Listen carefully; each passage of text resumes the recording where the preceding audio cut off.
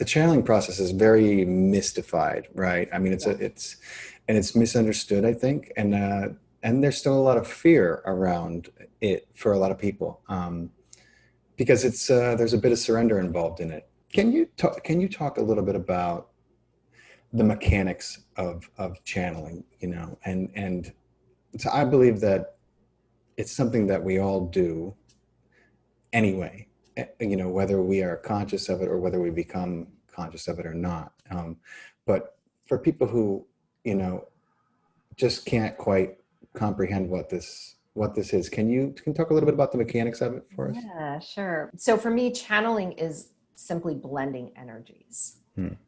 For example, in this room that I'm sitting in, all dimensions exist, but we only perceive a very small fraction of those energies based on our speed of vibration.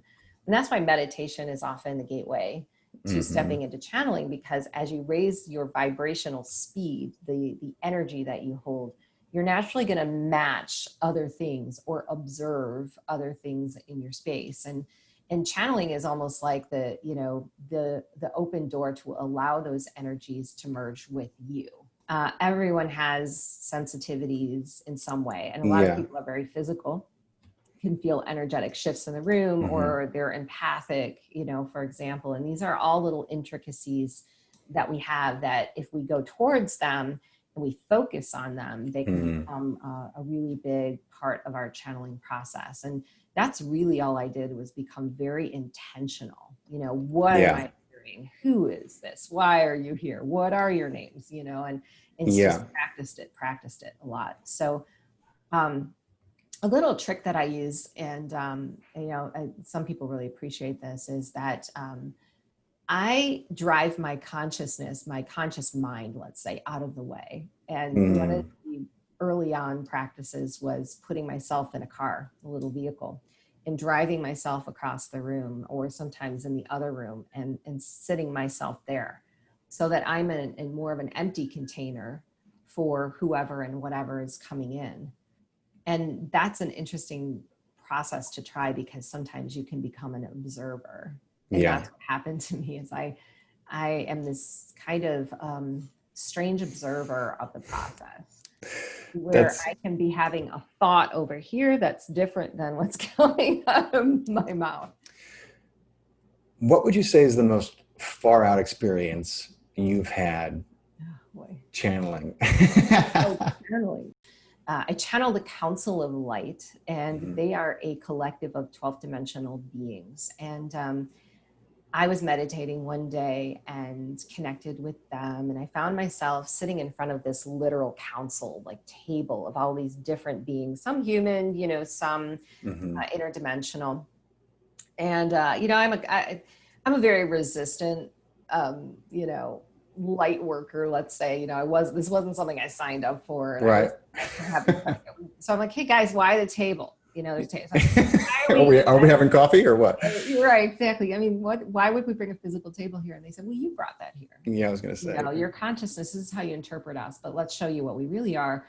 And we merged into light. So I got to experience what it's like to be a part of a non-physical 12th dimensional Wow. council, which is really hard to put words to, but almost just flowing with all of the thought form and the emotion of the entire collective at once, and being Yeah. in this high state of bliss. And it really left a huge impression on me that I'll never forget. But I have had a lot of experiences with different beings. I see them now. I've had experiences on ships. Hmm. Um, yeah, a lot of really Wow.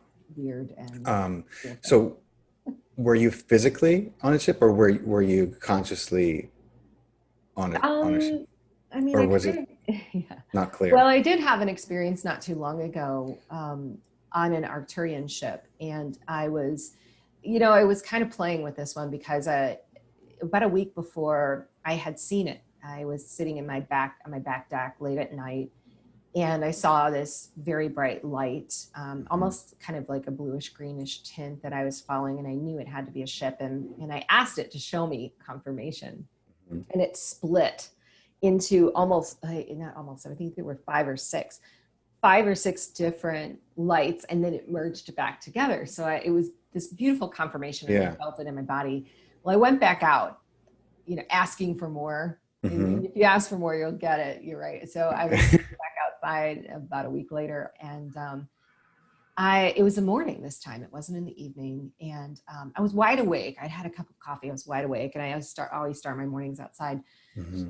And I just started to get really tired. Like my body started to get really heavy. And as it was getting heavy, I saw that light again, and I couldn't control it. I just fell asleep.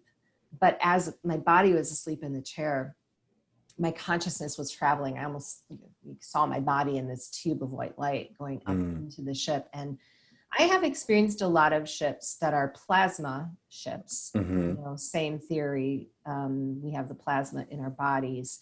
A lot of the ships have like a plasma base, I feel, that they operate in. Hmm. And found myself face to face with an Arcturian mother of mine that I get messages from a lot. She calls herself the matriarch.